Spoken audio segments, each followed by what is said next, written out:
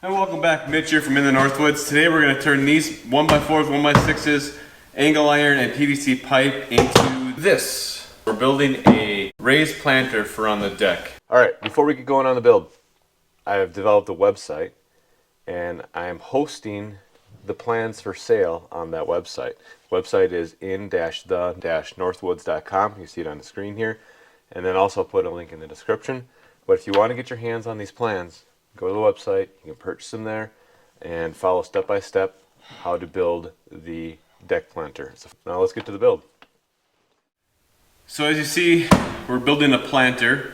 I designed it in SketchUp, and we got 1x4s for the sides. I got some 1x6s for the bottom of the planter, some legs made out of this steel angle iron, and then this is going to be the little drain that I'm going to put on the inside. So let's get to work. I'm going to cut all the parts and pieces first, and then we'll put it together. Alright, so to start this project, we're going to jump over to the steel miter saw and chop up the 2-inch steel angle to the proper length for the legs. And then to clean up the edges, the die grinder was used to just remove any sharp corners and then also clean up the surface of the steel. And off camera was painted black.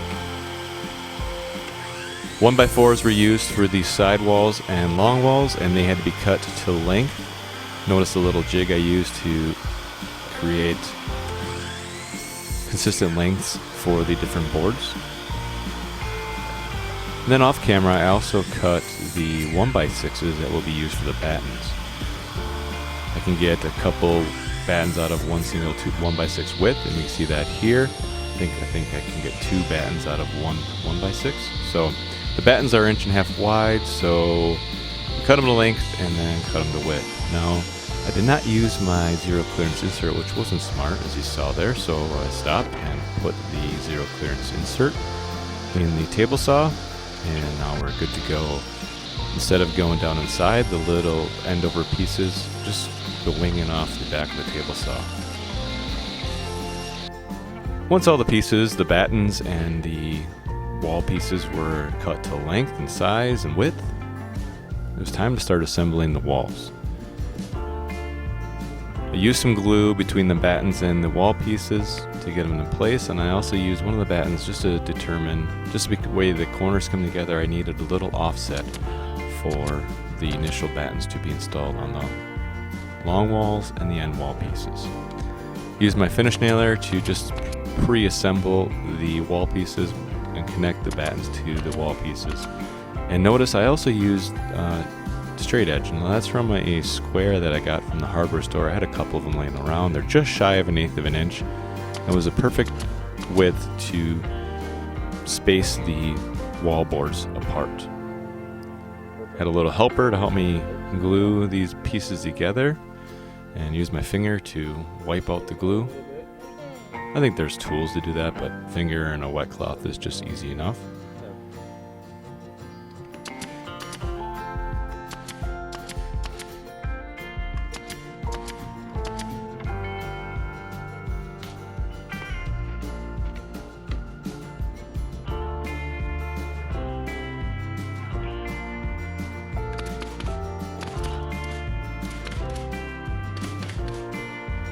So as you see, we got 4 battens on the long walls. Here we go, assembled. Tried to trim it with a miter saw, which wasn't great. Then I used 1.25 inch exterior type screws with the big heads on them to add one more fastener and add a little more strength to the walls. Then I got smart and ran the walls through the table saw so that I could get nice consistent lengths. The reason for this is that the battens were just a touch longer after I used the just shy of 1/8 inch spacers for the individual board pieces. So I had to just trim the battens a little bit to get them to line up with the walls. Then it was on to cutting and getting the floor ready for installing in the box. Jumped over to the miter saw and took the 1x6s and cut them to length for the individual floor pieces. Then I had to lay out the slope or the location of the floor. Now I wanted the floor to drain towards the middle, towards a drain pipe, and that drain pipe had to be located first, and then make sure that the floor was appropriately sloped towards that drain pipe. Now to fit the floor pieces along each of the battens, I had to notch the floor pieces, and the multi-tool came in handy to do that little task. And then I had to drill pocket holes in each of the floor pieces, as that was the main mechanism to attach the floor pieces to the side walls. So once all the pocket holes were drilled in all the floor pieces, I think I used 3 pocket holes in each floor piece. Should be enough. I haven't had any issues in the last 2 years. Add a little spacer in between. You can see the straight edge that I use, about 1/8 of an inch or so. And continued to notch out all the floor pieces so they fit nicely around the battens and connected nicely to the sidewalls.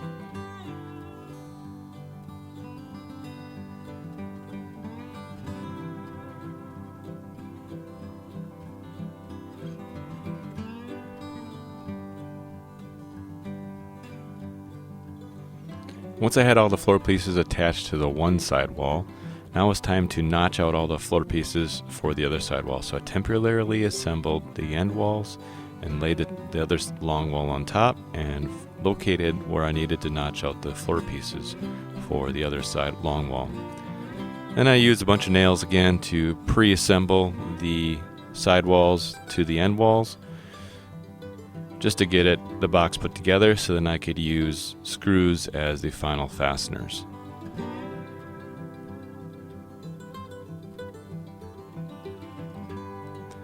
I drilled pilot holes using my pilot hole drill bit, and then used 1.5 or 2-inch exterior screws, 2 in each of the boards, to attach the end walls to the long walls. Now these screws will be hidden behind the steel angle, so it really didn't matter what they look like, just as long as you drill those pilot holes so that the cedar does not split.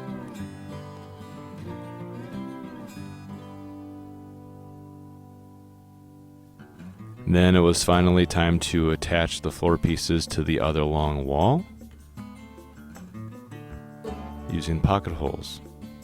Now for the drain, I had to install a drain support on one end, as on the other end it goes through the box. Here we see I'm drilling a 2-inch hole that will house the 1.5-inch PVC.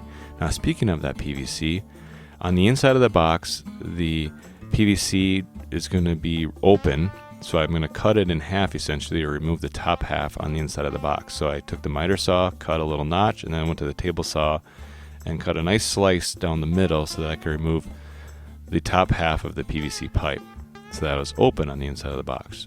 Temporarily installed it with some short screws, and that pipe is ready to go. Now the last bit I had to do is install the top trim pieces that go around the top of the box. Use the 1x6s again, and the trim is 2.25 inches wide. Actually, those might be 1x8s now that I look at it, because I had to go to 2.25. And actually that'll work. 2.25, 1x8, 1x6, it will be 5.5. So those might be 1x8s though, because I'm going 2.25 wide. There's some cut off there. And that's where I realized that, oops, I need to attach that top trim somehow, and I want to do that using pocket holes. So I removed all of the floorboards so I could get in there and drill pocket holes on the top of the top board inside the box, so that those pocket holes and their fasteners are not revealed and not exposed when I finally put the box together. So we can see the top trim is getting installed now using clamps. Clamps are a woodworker's best friend, but I made a mistake on the pocket hole drilling. You can see the holes, screws pop through. I don't know if I drilled wrong or used the wrong length screws, who knows, but it's okay. It's just a planter box and it's just cedar. Just needs something to hold that top trim piece down.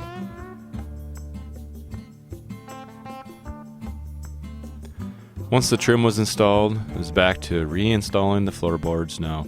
Now if you download the plan and purchase a plan, I've got the correct instructions in there. I've got parts labeled, so you need to, so it reminds you to drill those pocket holes in those top boards of the walls, so that you don't have to install the both floorboards like I did and then remove them. So download the plan and check that out so you can get the proper procedure finished up.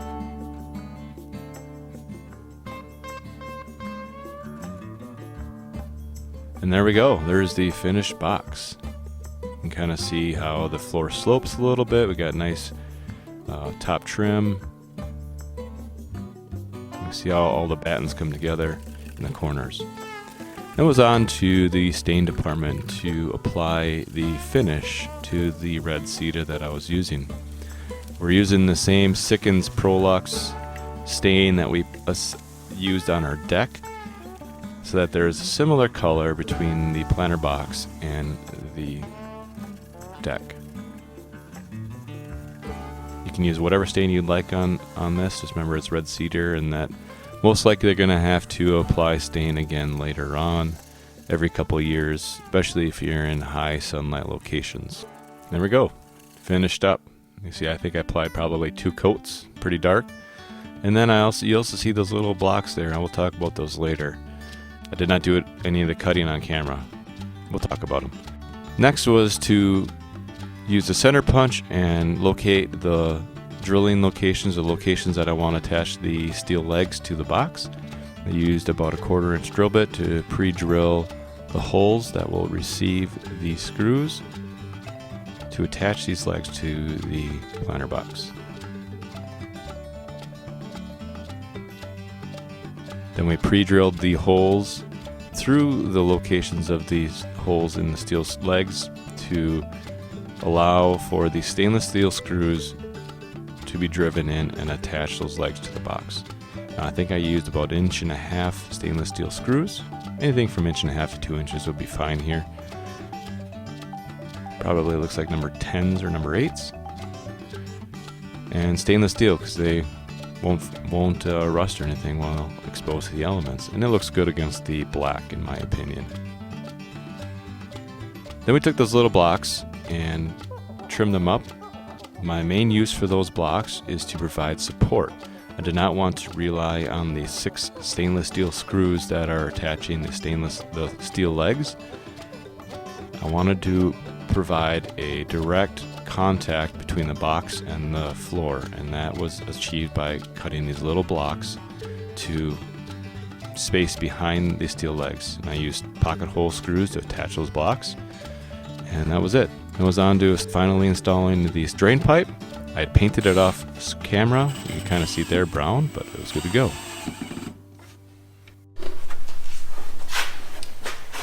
There it is, mostly finished. I still got to line it with plastic to drain the water towards the center, and then we're going to plant them tomorrow. Plant the herbs that we have already pre-grown in the house. We'll plant them outside in this garden on the deck. So just a little bit of overview. I'll tip it up a little bit so you can see. But this is sloped from the outside towards the pipe, same with that side. And then the pipe is cut in half, and the pipe is sloping to the back, so water, if any water gets through the dirt, it'll come down and then go out the back, with intents of this pipe draining off the deck so the water doesn't drain onto the deck. Used, I don't remember exactly what size this is. I think it's 1.5 inch or 2 inch angle iron on the exterior. And on the bottom side, I put little blocks on the interior, and that was mainly because I didn't really want all of the pressure going on the angle. I wanted to have a bigger footprint for the dirt that's going to be in here. So I just added a block behind the angle, size exactly the same size as the angle, and it fits in there nicely.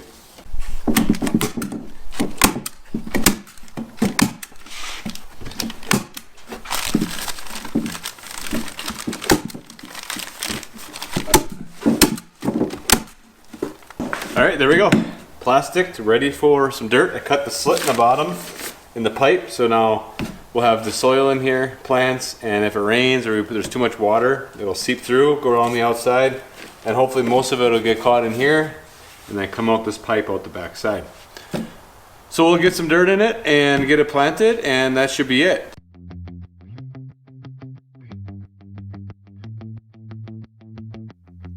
All right, so as you see here, we used pool noodles as a spacer on the bottom of the box. Put 2 layers of pool noodles cut to length so that it kind of adds a little gap underneath the soil. We don't need the entire box filled with soil. The roots aren't going to go down that deep, I don't think. So we put 2 layers in just to add a little weight, have a little weight savings to what's actually in the planter box. Then we had a handful of buckets of nice garden compost from a local garden center and dumped that in there, and after a handful of buckets it was ready to go and get planted.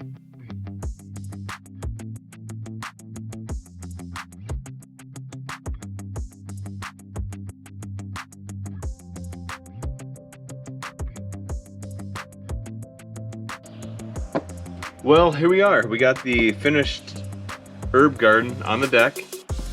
We planted it with some pre-planted herbs that we have. Here's some basil and some cilantro and parsley and sage. And then we picked up some more oregano, some rosemary, a Bonnie basil plant. My homegrown ones aren't doing that well once we move them out here. But we filled it about halfway, maybe 3/4 up with dirt, and put on the bottom. And there's some pool noodles we cut up and put them on the bottom to kind of make a void, so it's not all dirt in the whole thing, to save on weight a little bit. Did make one mistake, and this pipe hits the rail on the deck right here, so I'm gonna have to go get some elbows and fittings and just make a quick 45 and a 45 to get the pipe to go below the deck rail here. But that's not too bad of an issue. I want to get that dirt off of the water off the deck. One tip I would give if you're working with the plastic and trying to get the plastic on the interior, make sure all your holes are sealed up. I had kind of installed it improperly the first time with staples, and there's actually a leak now underneath on the bottom side here from somewhere. There's probably a hole a little bit further down, so when it gets watered, water goes in that hole and comes out the bottom. Otherwise, that's the only leak that we found. The rest of the water all goes out the pipe on the back side. So with that's it for this build. If you like this video, hit the like button and leave a comment, subscribe. But other than that, we'll catch you in the next one. Thank you, and bye-bye.